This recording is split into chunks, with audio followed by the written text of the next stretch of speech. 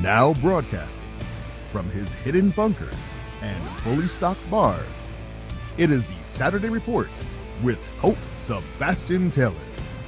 Thank you and welcome once again, my friends, to the Saturday Report with me, Colt Sebastian Taylor, adventurer, entrepreneur, and amateur New Year baby. Welcome to AWSM Radio, an independent, digital-only radio station that plays today's best music, old school classics with a rotating cast of all-star DJs. AWSM Radio focuses on mainstream artists, independent artists, along with a variety of interesting talk and music shows throughout the day. All we do is entertain, inspire, and inform. And my friends, I want to engage with you and have you be part of the conversation. So be sure to find me on the Twitter, on the Instagram, on the Rizzle at Colt S. Taylor, and catch up with all of my adventures, all the things I'm doing, and basically your go-to source for all things Colt Sebastian Taylor at ColtSebastianTaylor.com. All right, my friends, it's now 2021, so let's get ready for the first Saturday Report of the year. First up, folks, is time for a special segment, 2020 Year in Review. It is a world-renowned party favorite of mine. Everyone loves seeing it. A infamous Colt Sebastian Taylor Year in Review. So here is my 2020 Year in Review.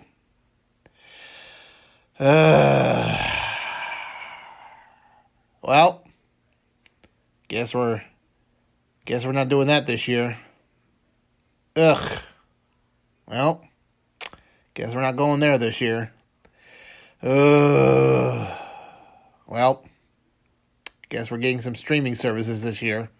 And scene! There we are. I believe that pretty much sums up 2020 in a nutshell. If you had a different experience, well, hey, good for you. But that brief, I feel like I nailed it for most folks listening here on AWSM Radio around the world. Just a lot of, all right. Pretty much sums up 2020. Next up, it's time for a monolith update. Yes, my friends. As you may remember from a few past weeks, I have been covering mysterious monoliths appearing throughout the world. Utah, Romania, I believe one in Colorado, one in Colombia. Well, another monolith has appeared. It's already disappeared. It's happened the day after Christmas, I believe, after my broadcast. A gingerbread monolith was discovered in San Francisco. Day after Christmas, very appropriate for it being, gingerbread. It was discovered, some photos, but just a day later, it had collapsed. Gingerbread, not well known for its, I would say, tensile strength. It's not known to be a weight-supporting building material, but it was it was a pretty big monolith. It's like not just like a little one, but like one that was about 8 feet tall. So they're saying it's a Christmas miracle, but no one knows who put the gingerbread monolith up there, or how it fell down. It had gumdrops. It had icing. It was appeared in the Corona Heights Park of San Francisco. For all my San Francisco listeners out there, that's where the monolith appeared, and it was well put together. But they don't really make gingerbread to be like an outdoor material. Like it's not like aluminum siding or anything like that. But another monolith has appeared. Still no word on who's really behind this, whether this is all independent or a group of folks all doing the same thing. But someone with a few hundred pounds of gingerbread had a mighty fine time constructing that. So keep on the lookout. And I will as well, looking for other monoliths appearing throughout the world. It's 2021. Something tells me this will not be the last that we see of these monoliths. Next, friends, we move on to transportation. Ferries. No, not pixies. Not little winged people flying about, dropping dust, and then you think of happy thoughts and you could fly. No, I'm talking about moving things from point A to point B over a body of water using a boat. That kind of ferries. Yes. There are still some ferries out there, usually going across larger bodies of water, but there really isn't what you would say river ferries. What has taken that place? Well, bridges mostly and tunnels, but there aren't a whole lot of river ferries. And the last ferry on the Potomac River outside Washington, D.C. has halted service. Now, this was known as the historic White's Ferry, and it had been operating since about the 1780s. So, like, for over 230 years, it has ferried things across the Potomac River, and it has shut down services. The problem was not so much that there wasn't demand. People still use this ferry every week. The problem was where the ferry landed on one side of the river. There was an agreement in 1871 to cede this land to the ferry so that they could operate and do things back and forth, but the document never really said where this location was. So it said, yes, you can have this land, but it didn't really say where that land was, and after years and years of disputes, they couldn't come to an agreement, and so the ferry has nowhere to land on the other side of the river, so they had to shut down. They took it to court. Court said, no, this is a valid contract, but it doesn't say where, so we really can't really enforce it. And, they had no choice but to shut it down. It had been going on for, like I said, since, the 1780s. Shut down for about a decade, but then restarted in the 1940s, which, to me is pretty amazing. But they're all there are local Congress people and state reps that want to restore this ferry. They say it keeps a lot of vehicles off of local roadways. It helps with breakups and jams, whatnot. So there's a lot of work going into restoring this ferry. It's a very historic ferry. I've never been on one, especially now I live across the river. But I actually didn't even know there were still ferries operating across rivers. So this really popped up on my radar.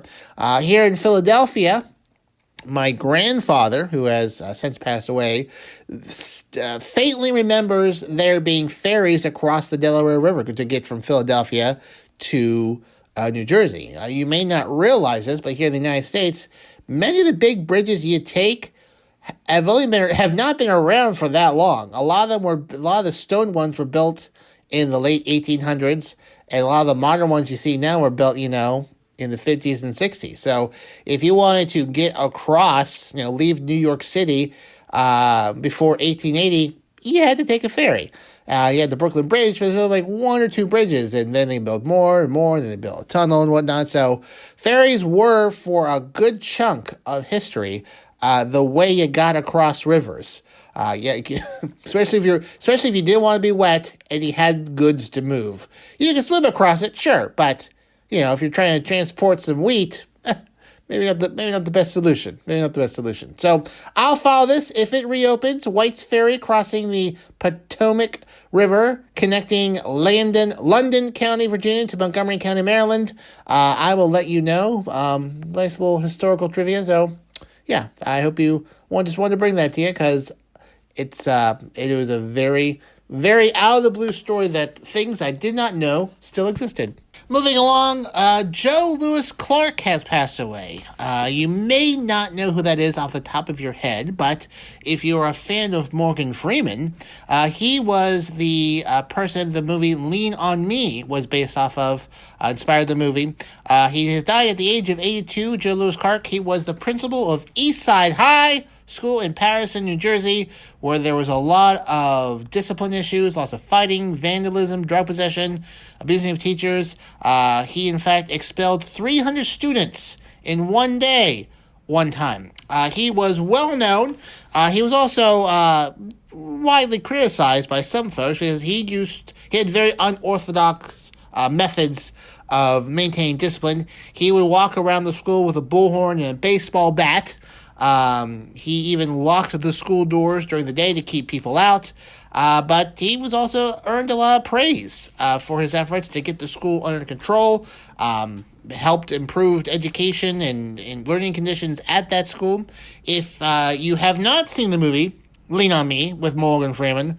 It is a absolute wonderful movie. You should definitely watch it. It's one of those classic movies that really hold up over time, and it is as good today as it was back then. It's a very great movie, and it's based on his life. And I cannot recommend it enough. Check it out. I mean, they take some liberties with the movie, as Hollywood does, but it sticks to a lot of the main points of Joe Clark's life. Like I said, he was originally from South Orange, New Jersey, but he passed away in Gainesville, Florida from an undisclosed illness.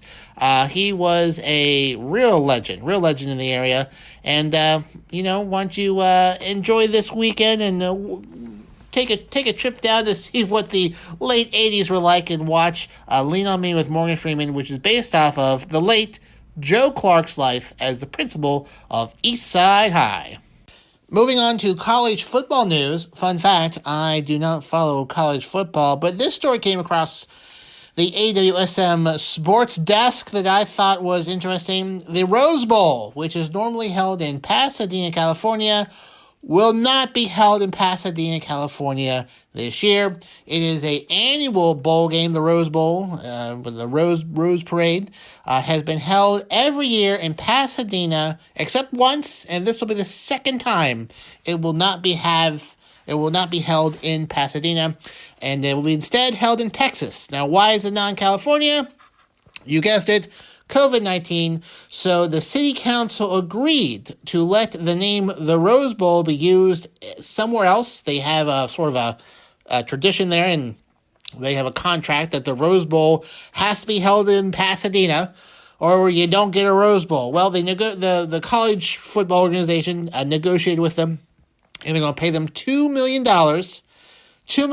to have that game somewhere else where they can have it where it's a little bit safer for COVID-19 rules. Now, the only other time where it has not been held is during World War II, when the West Coast was deemed too unsafe to have large groups of people congregating in football games after Pearl Harbor. But other than that, they've been having it every year in Pasadena, California, well, except for this year. So the Rose Bowl is going to be hopefully back next year in Pasadena, but will not be in California this year. And instead, it will be in Texas. They kind of went back and forth about canceling it, but under the contract they have with the football organization running the bowl here, if they could, there's a clause in there that if something unforeseen happens, they're allowed to take that name and move it somewhere else. Global pandemic kind of counts towards that, so they were able to do that, but they did compensate Pasadena, California for the lost revenue from not having a football game there by giving them $2 million. I don't think it's going to make up everything that they would have made having the game there, but it does soften the blow slightly. But they wanted to make sure to let everyone know that this is kind of a one-time thing, that next year, once everyone is all vaccinated up, that the Rose Bowl will be back in Pasadena, California. So for all of you football game day watchers, which I'm sure that's a demographic that listens to me, you will see the Rose Bowl in a different place this year. Now we head overseas to Europe, where tariffs are going to be delivering what winemakers say a sledgehammer blow to the German wine and brandy making industry. A billion euro tariff is being put on these wines and brandies, and it's going to impact that industry immensely. But ask yourself, Colt, why is the United States of America putting tariffs on wines and brandies in France and Germany? Is there some sort of wine dispute, some brandy, some rowdy brandies out there? Well, this may surprise you. It did me. Airplanes. Yes, airplanes are the reason why German and French wines and brandies are going to be more expensive this year. It's sort of punishing those countries for what they do with their airline industry. So over there in Europe, there is Airbus. It's sort of a joint venture between a few countries. They make very big planes over there, big airliners over there. And over here, obviously, we have Boeing. That's the American company that makes planes on this side of the Atlantic Ocean. Well, over there, the government provides subsidies to the Airbus company, and that the United States finds to be unfair and anti-competitive. Obviously, if you're getting money from the government to build things, your costs are lower, therefore your planes are cheaper, therefore you can sell more planes.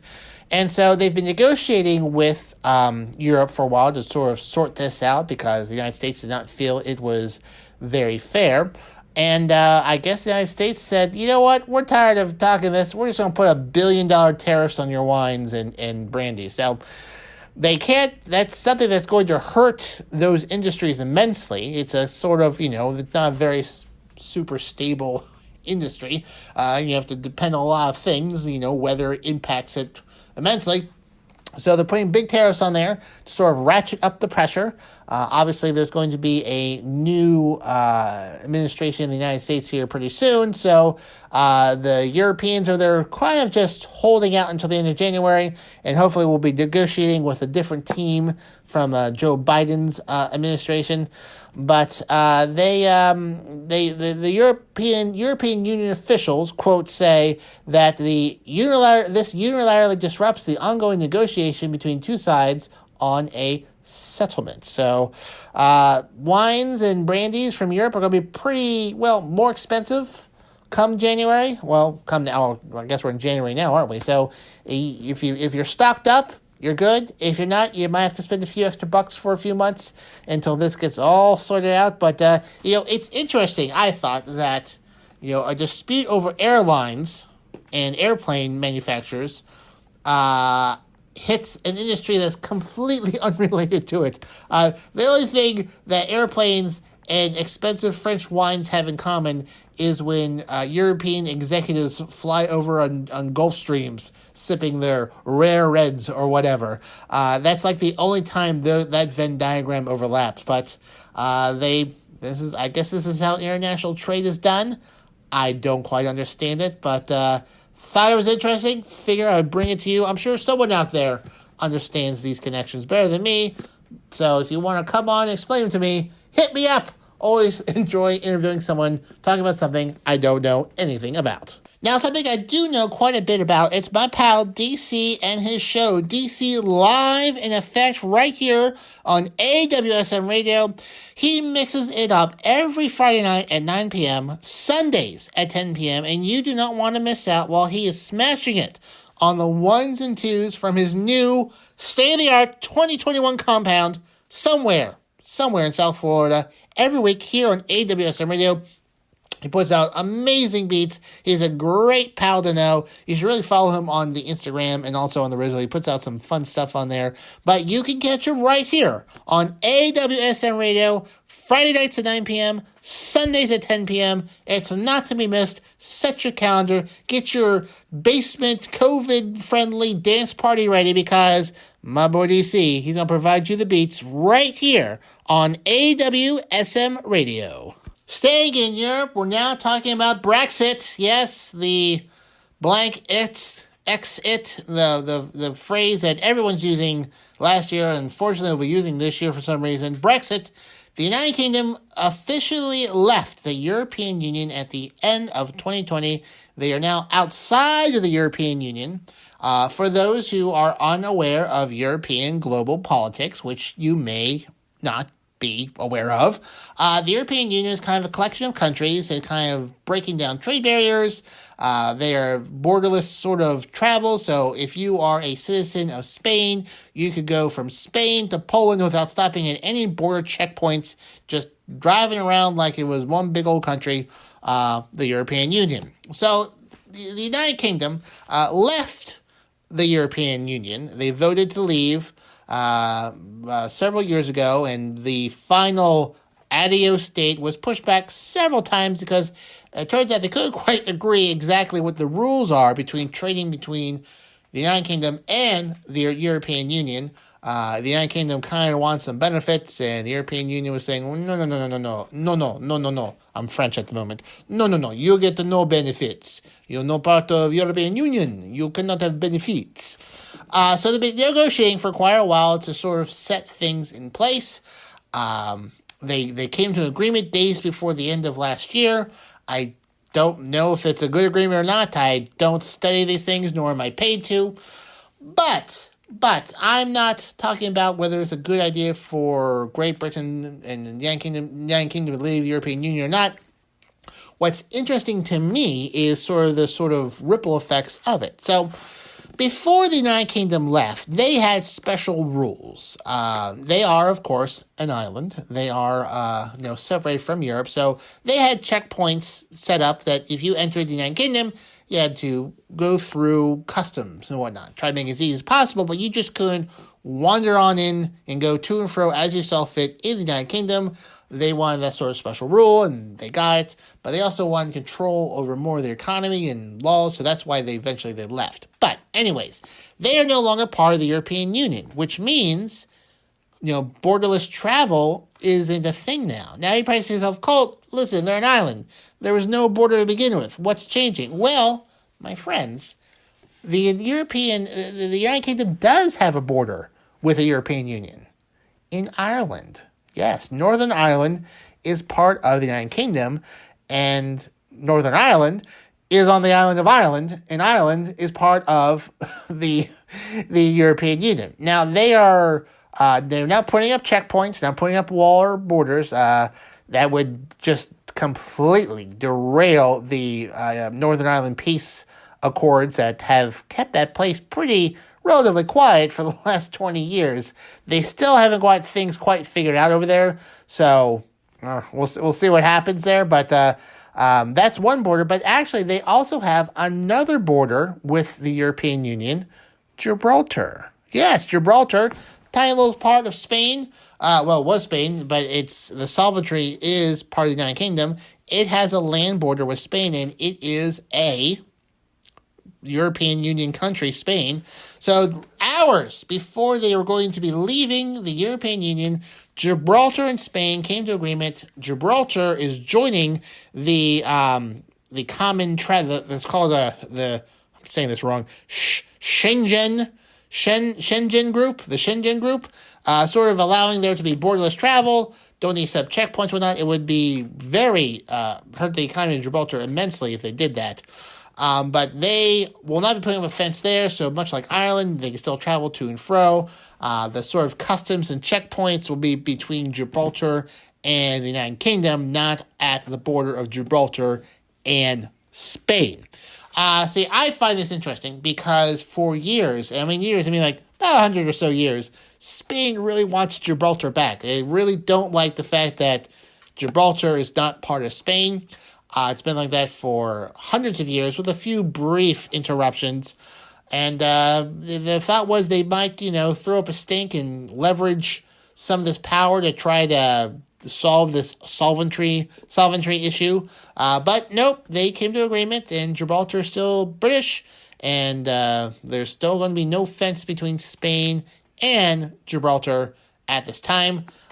Which is great for the folks that live there, and there's actually quite a few people that live in Gibraltar. I think there's like 34,000 people who live there, and 15,000 Spanish citizens go there every day to work. So if they were to put up a fence, can you imagine 15,000 people going through checkpoints every day?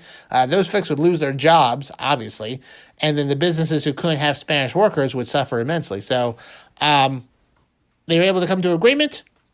And fortunately, things will be somewhat status quo there for the foreseeable future. Moving back to Great Britain and still talking about Brexit.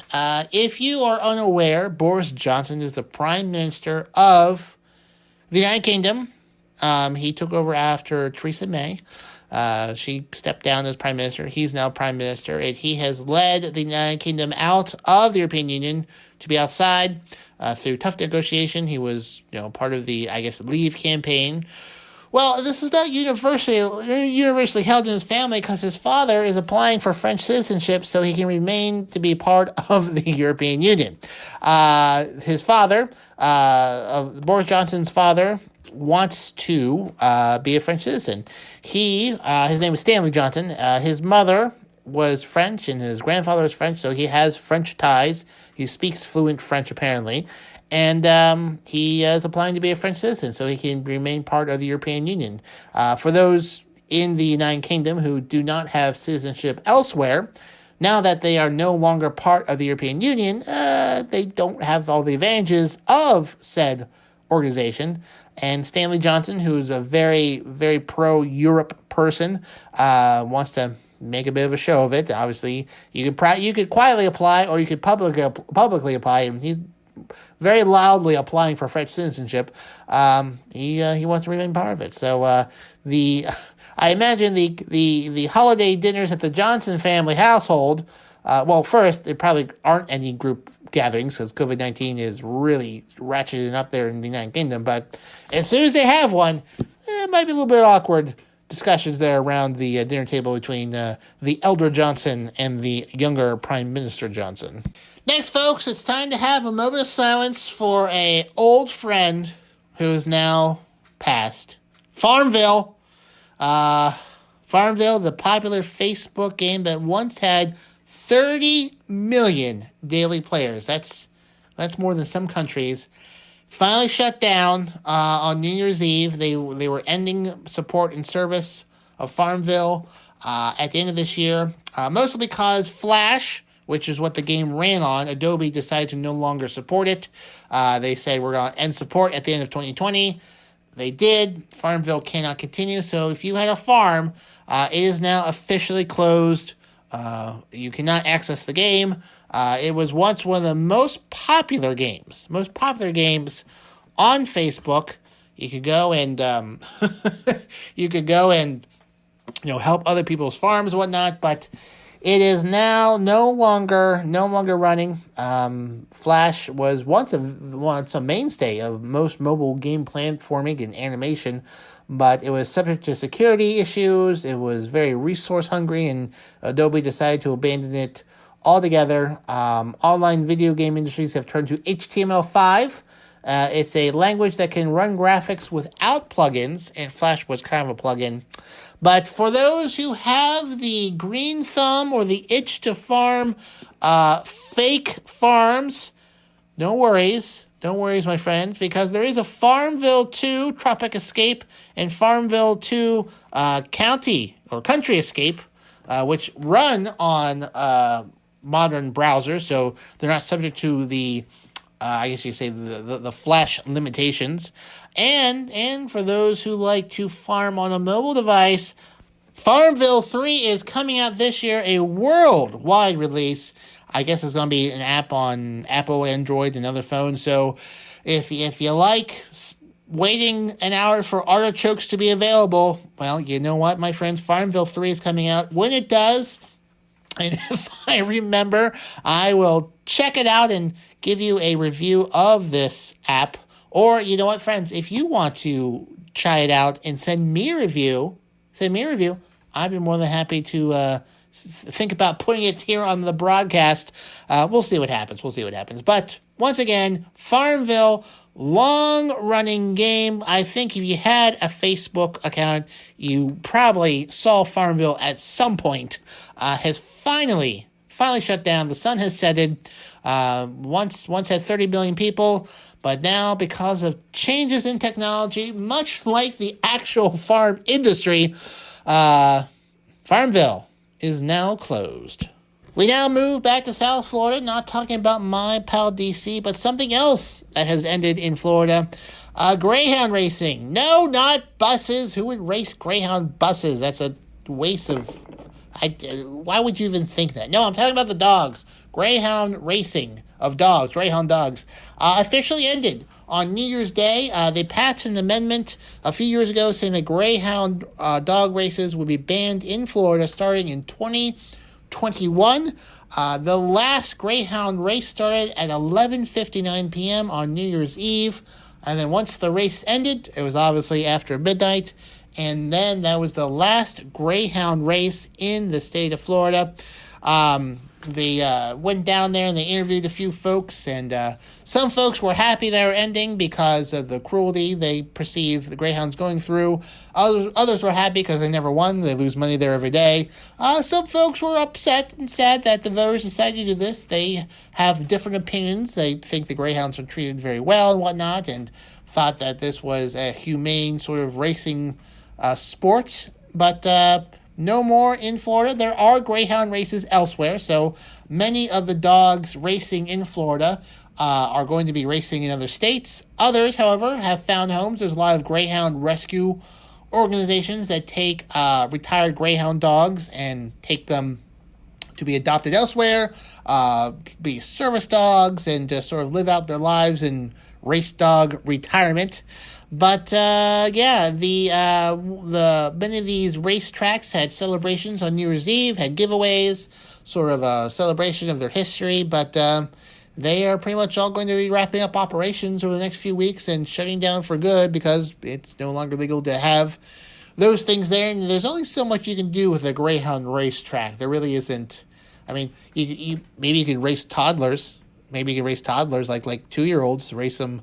But, there's probably some sort of legal issues with that as well, especially with COVID-19. But, I think some barely walking toddlers trying to run a dirt track, that might be worth some gambling money there.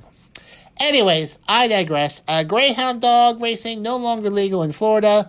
Many of these dogs are going elsewhere. But there are the story that I read at that particular location, the Greyhound, local Greyhound organization knew that the end was coming.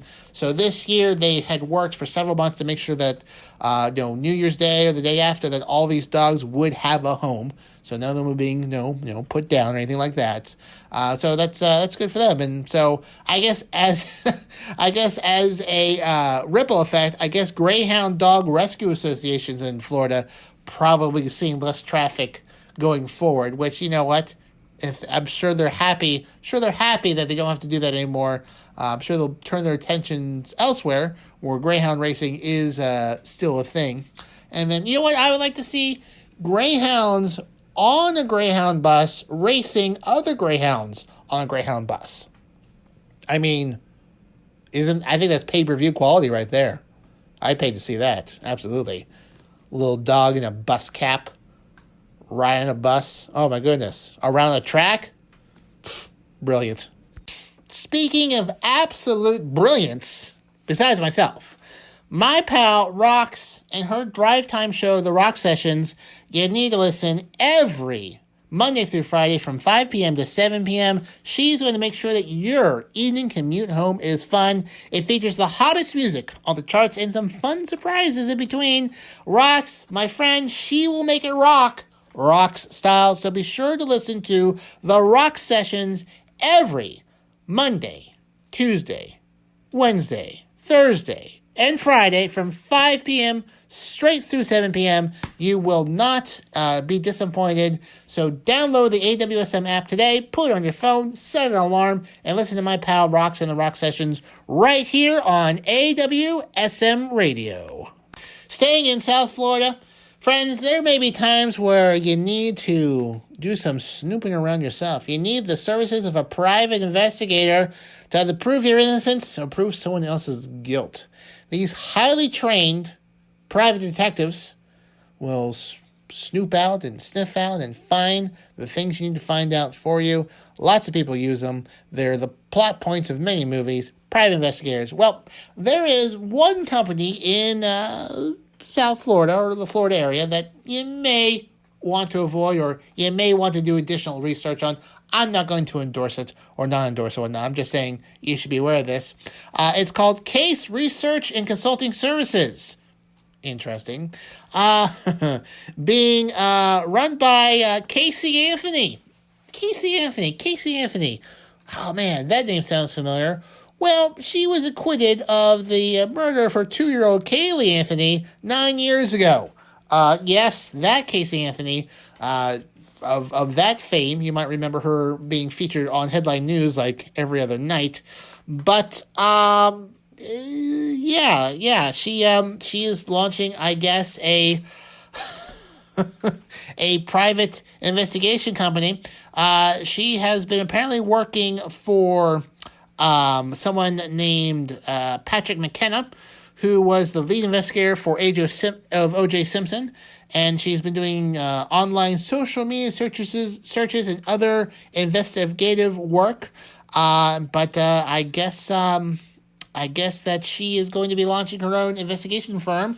Like I said, she was charged with child abuse and manslaughter, but beat the rap, I guess, and was only found guilty on 4 counts of providing false information to a law enforcement officer. I'm sure that Nancy Grace, the former HLN, is she still on headline news, Nancy Grace? Oh, I don't know. I'm not a fan, so I don't follow her career. She called her, Casey Anthony, the most hated mom in America and top mom. So, but now she's opening an investigative firm. Wow, that is, It's like O.J. Simpson selling a line of kitchen knives. Like, wow, really? You okay. So, if you are looking for an investigator down in Florida, you might want to poke around to see who the CEO is of that particular organization. You might find yourself surprised who it is. And finally, we go to North Korea, tourist hotspot, obviously. They still having big group events there in North Korea. This may surprise you, but with limited movement, they allegedly have not been severely impacted by COVID-19 because they don't get as many tourists, let's say, as the rest of the world. Well, at the end of the year, the leader of North Korea generally has an annual televised address, and for those who have TVs, pretty much mandatory to watch it and whatnot, but he skipped this year's annual address, first time in 25 years. Now, if you follow North Korean politics as closely as I do, you know that this year there's been some rumors about the health of Kim Jong-un, whether he is healthy and whatnot, whether there's been some reports that sometimes he has died, but he pops up every now and again to show that he's alive, but there's definitely not has been as many public appearances of him over this year. He has allegedly a slew of health problems, but no word on, obviously he is still alive over there, or they would be having someone else in charge, but he skipped this year's annual televised address, again, causing some rumors and mumblings of what exactly is going on. So instead, he sent out holiday cards to everyone in North Korea, New Year's Day cards, signed by your pal, Kim Jong-un. So even though you didn't have to watch him talk on TV, you got a card. I'm sure you had to open it in front of officials and be really touched by the greeting on the inside. So apparently, though, there's going to be a North Korean Congress, People's Congress. They do that every, 5 to 10 years, lay down some new quote-unquote rules and laws, and then go about their business. They promote some people, they demote some people. Some people just don't show up and never appear again. Well, that's quite the demotion. But again, there's a lot of rumors of who's going to take over for him. I am not aware of any heirs that he has. The strong sense is that his sister may take over, and she has been popping up a whole lot more often. And I honestly cannot think of a country that has had a female cult-like dictator in the past.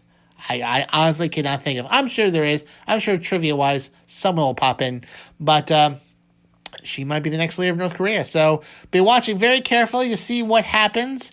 If you're the leader of North Korea, you generally don't retire. It's a spot for life. But we'll see what happens this year. There's supposed to be some big deals that were supposed to be made, and I don't think they're going to get made. Well, that just about wraps up this week's Saturday Report with me, Colt Sebastian Taylor. Thank you so much for joining me for the first show of 2021. I've got 50 some more weeks to go. Remember, you can catch me on the Twitter, the Instagram, and the Rizzle at Colt S. Taylor. So please follow me there. Let me know if there's a story I'm missing, a story that I should be covering, or if you don't like what I'm doing, feel free to yell at me. I like the attention regardless. And of course, you should already have bookmarked ColtSebastianTaylor.com, where I'll be, posting some random updates throughout the month of my adventures. And so thank you for continually listening to me here on AWSM Radio, and I will be back next week. So, until then, my friends, I'm Colt Sebastian Taylor, and I'll see you later.